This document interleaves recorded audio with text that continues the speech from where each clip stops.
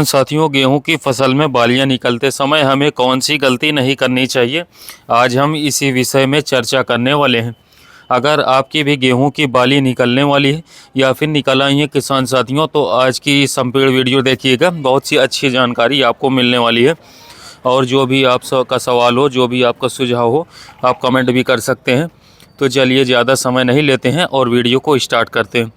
किसान साथियों, अक्सर अभी जो हमारे किसान साथी होंगे उनके कुछ परसेंट बालियां निकल आई हैं, कुछ परसेंट बाली नहीं निकली हैं। ऐसी दशा में चाहे बालियां निकली हों या निकल आई हों, तो ऐसी दशा में किसान भाई सबसे ज़्यादा ध्यान आपको पानी के ऊपर देना है। साथ साथ पर जो नमी, इस समय पर नमी की कमी हो जाती है, पानी की कमी हो जाती है, तो क्या होता है कि बालियों का विकास सही से नहीं हो पाता है।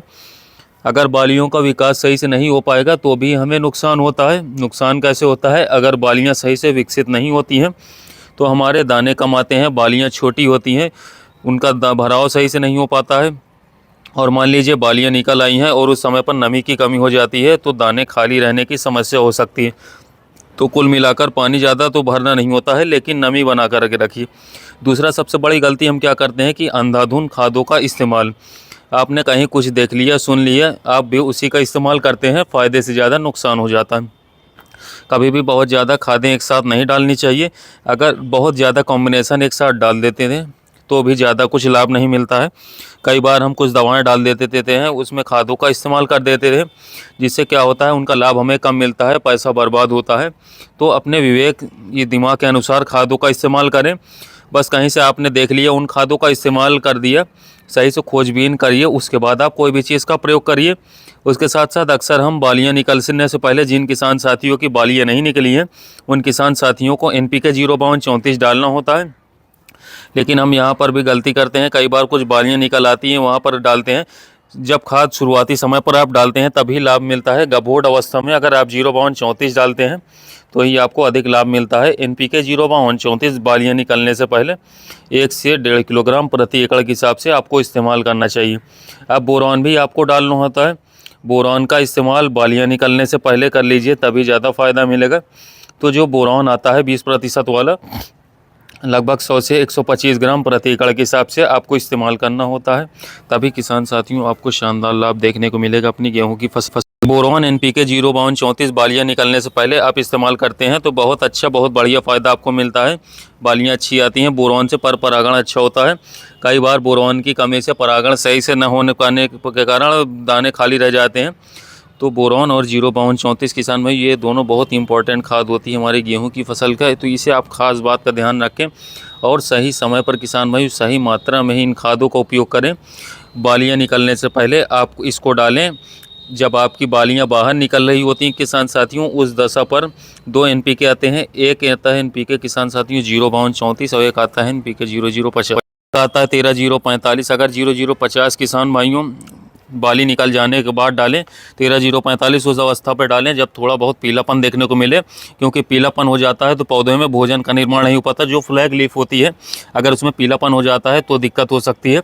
तो 13045 पीलापन वाली दिशा में, अगर पीलापन नहीं है तो NPK 0050 बालियाँ निकलने के बाद डालते हैं तो अच्छा लाभ मिलता है। 1 से 1.5 किलो किसान भाइयों, ये दोनों में से किसी एक बालियाँ निकलने के बाद डाल सकते हैं। एक गलती हम और करते हैं, यूरिया खाद का इस्तेमाल कर देते हैं। अगर आप ज़मीन में यूरिया डालते हैं, पौधे ज़्यादा लंबे होने से फसल गिरने की समस्या बढ़ जाती है। जब भी आप किसी फसल में यूरिया डालें तो अपने पौधे की ग्रोथ में यूरिया लेता है, मतलब यूरिया में नाइट्रोजन होता है, वो पौधे की वृद्धि में, पौधे की वानस्पतिक विकास में काफ़ी मदद करता है, जिससे पौधे ज़्यादा लंबे होने से गिरने की संभावना बढ़ जाती है। तो यूरिया जितना भी डालना था 50-55 दिन के अंदर, यानी दूसरा पानी लगाने के बाद अंतिम यूरिया हम डालते हैं।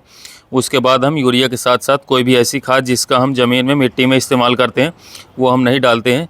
जो आपको डालना ही है किसान भाइयों, आप स्प्रे कर सकते हैं।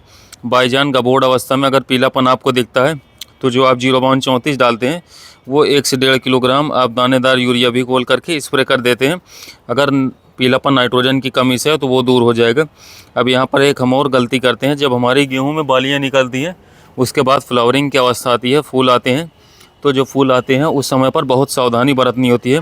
फूल आते समय, जब फूल निकला हुआ होता है, उस समय पर अगर आप कोई भी चीज़ स्प्रे विधि से डाल देते हैं तो पॉलिनेशन सही से नहीं होता है, परागण में बाधा आ जाती है। अगर परागण में बाधाएं आ जाती हैं तो दाने खाली रहने की समस्या उस दशा में ज़्यादा हो जाती है। तो भूल कर भी जब फ्लावरिंग की अवस्था हो उस समय पर कोई भी चीज़ आपको स्प्रे विधि से तुरंत नहीं डालना चाहिए किसान साथियों, नहीं तो नुकसान ज़्यादा हो जाएगा। इस बात का ध्यान रखना है, बस ज़्यादा कुछ नहीं।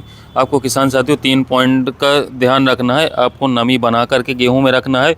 50 से 55 दिन बाद यूरिया का इस्तेमाल नहीं करना है। इसके अलावा किसान साथियों समय समय पर फसल का निरीक्षण करना है। अगर किसी भी फंगस जनित बीमारी या कीटों का अटैक हो तो कीटनाशक या फंगिसाइड का स्प्रे करके उसे कंट्रोल करें। इसके अलावा किसान साथियों सही समय पर सही उर्वरक का चुनाव करें, जिससे कि आपकी पैदावार शानदार होगी और इस साल अपने गेहूं से मन मुताबिक आप उत्पादन ले पाएंगे। यदि किसान साथियों आपकी गेहूं की फसल में बालियां निकल रही हैं या कुछ परसेंट निकल चुकी हैं तो आप NPK 05234 का 1 किलोग्राम 120 लीटर पानी में घोलकर स्प्रे कर दें। अगर किसान भाइयों बालियां पूरी तरीके से निकल चुकी हैं तो आप NPK 0050 का 1 किलोग्राम 120 लीटर पानी में घोलकर स्प्रे कर दें। इतनी ही खादों का स्प्रे करने से किसान भाइयों आपको शानदार रिजल्ट मिलेगा। धन्यवाद किसान भाइयों, मिलते हैं नए वीडियो में नए टॉपिक के साथ।